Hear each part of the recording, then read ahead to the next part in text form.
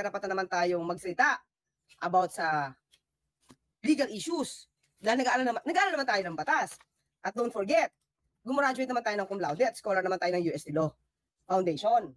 Diba? Saka, one take lang tayo sa bar. One take lang tayo. Yeah, pero hindi ako nagyayabang na nagmamagaling ako. Mahirap yung iba. Yung iba na maybe ilang take, sinisiraan pa tayo. Ilang take sa bar, exam, tapos sila pa yung nagmamagaling. Hindi ko sila ibinababa, ha? Pero wag naman kayong manira ng kapwa nyo abogado sa pamamagitan lang ng pagbibigay ng opinion na legal about legal issues or on legal issues. And tayo, Mari, dahil wala ka ng dignidad na ipagmamalaki, binibida mo na ngayon yung pagiging lawyer mo. Okay? Nakawante ka lang sa bar exam. Scholar ka, cum laude ka, ganun. Diba?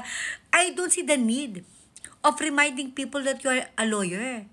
Because everybody knew it. Diba? Ginagawa mo ba yan para ano? Para mapagtakpan yung pagiging propagandisang balahurang abugaga mo. Because yun naman talagang tingin ng tao sa'yo ngayon. Kaya nga diba, kahit yung mga kapwa mo abogado, pinandidir yan at isinusuka ka.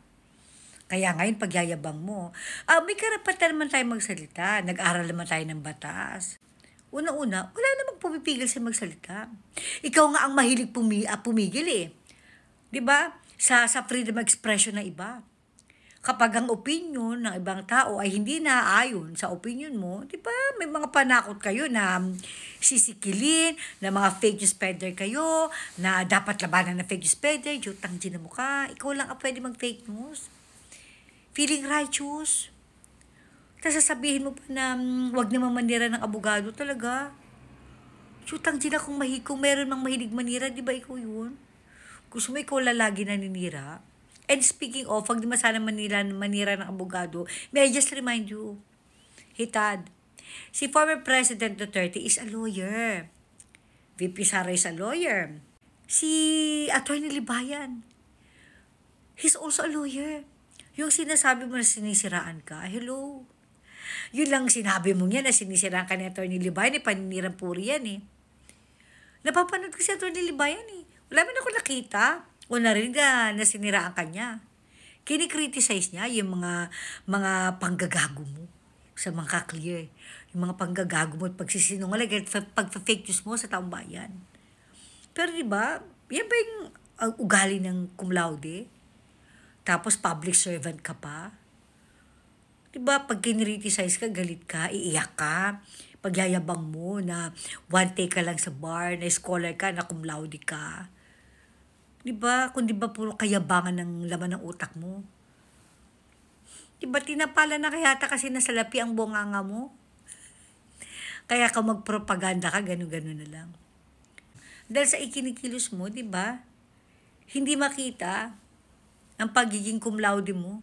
Hindi makita yung pinagyayabang mo scholar ka sa UST. Diba, isa kang balahurang abugaga. I hope proud ang UST sa'yo.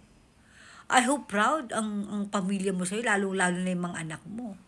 Diba, ang nanay nila araw-araw nasa TV. Diba, nagpo-propaganda. Huwag tayo ng balahura na to. Oy, balahurang abugaga. Dahil nga ulitin ko, dahil wala ka ng dignidad, ang iyayabang mo na lang is yung pagiging scholar. Cum laude.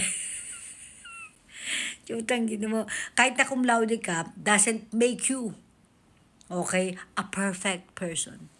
Just because you are cum laude, feeling mo na sa'yo na lahat ng karapatan. Julul, mare, balahura ka.